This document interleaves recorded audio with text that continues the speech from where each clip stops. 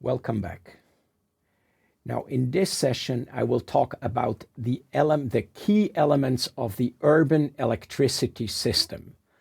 What is important here is the electricity infrastructure, the consumption of electricity, the production of electricity, and all kind of intermediaries that have now emerged in recent years in urban electricity. Of course, production comes first, as you know, because electricity has to be produced. But the reason why I nevertheless start with electricity infrastructures is because the electricity utility in the city is mainly concerned with the infrastructure and its operations. So how does that infrastructure exactly work? The electricity is produced outside of the city, comes into a city by way of cables, either above the ground cables or underground cables. The trend, of course, is to put electricity underground, but there is still a lot of above ground high voltage or medium voltage electricity coming into the city. This electricity is then transformed to lower voltage levels and fed into distribution cables, which again can be above or under the ground. Their characteristics is that they go directly to each of the households where then electricity is consumed. The important element is this transformer here. And in many cities, you can see transforming stations right in the heart of the city where the high voltage electricity is transformed into low voltage electricity. As I said before, this is the core business, the core activity of the urban electricity utility. It operates the grid, and we will say later what that means in terms of challenges operating the electricity grid. It operates the high voltage grid, the medium voltage grid, the different transformers, and the distribution cables. Now let's talk about consumption first. So at the end of the line, connected to the grid, usually to the distribution grid, to the low voltage grid, are the households, the individual consumers. What is also connected to the grid, and generally at a higher voltage level, are the industrial or the commercial consumers, factories, shopping malls, big bus stations. They are all connected to the electricity grid, and they're consuming the electricity that is being brought into the city by way of the different cables.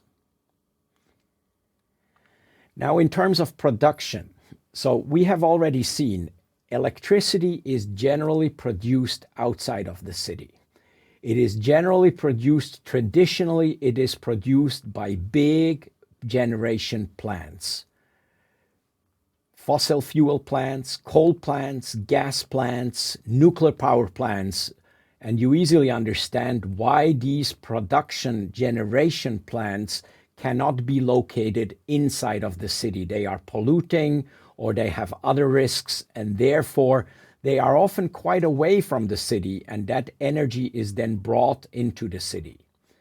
Now, there is some backup generation inside the city, especially hospitals, some factory, particularly vulnerable, sensitive industries that cannot afford electricity cuts have their own backup generation capacity in case there is a blackout or there is another problem in electricity distribution.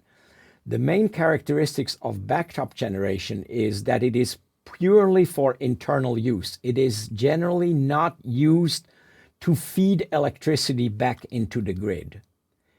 For this, we see other things emerging in recent years, and this is self-generation. Companies are self-generating, and increasingly with solar energy, solar panels on the roofs, The households are starting to generate their own electricity, which they sometimes consume, but sometimes when they produce too much, they feed it back into the grid. And that creates all kinds of problems for managers of urban electricity infrastructure systems, because they have to deal with this kind of self-generation. They have to feed it, they have to manage it inside the broader grid and stabilize the grid. Now let's talk about intermediaries. So historically, the households, the companies, the firms, the industrial consumers, they buy their electricity from their local utility, the same one that manages the grid and the distribution. The local utility here is a reseller. Very rarely does the local electricity utility actually produce electricity. It buys it itself from a generation plant, from a producer. But it acts as a reseller, and historically it had a monopoly. It was the only one allowed to sell electricity to the households. But now with liberalization, and in Europe, the United States, and many other emerging countries, electricity markets have actually been liberalized. This means that the households and the industrial and commercial consumers have the possibility to buy their electricity from someone else than the utility as a reseller. So there are other resellers popping up, and the consumer actually has a choice from whom to buy its electricity. So we have some competition here, and we have seen earlier in the course about competition in utility services provision.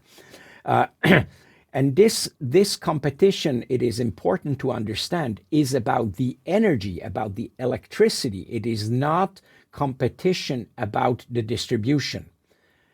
Just as a little explanation here, in the final household price, what you as a final consumer pay to somebody is basically three things. You pay the use of the infrastructure. This is monopolistic. You pay it to the local utility, and it is regulated. Then you pay the electricity that you consume, usually about a third to half of the costs of what you pay. This is competitive. You can choose, and you pay it to the reseller, which can or cannot be your local utility. And then you pay taxes to the local administration, to the local authorities, and there you do not have a choice. Now, as liberalization goes on, we see a new type of actor emerging, and those are traders. Now, traders are not really affecting the way the urban system, electricity system works, but of course they are important, because now the utility as a reseller can either buy directly from a power generating plant, or it can buy its electricity from a trader, which operates basically in the same way as a financial trader operates. But this is not really at the center of what we study here in urban infrastructures. And the last element, which is also a very recent addition to the whole urban energy and electricity system, are so-called energy services companies.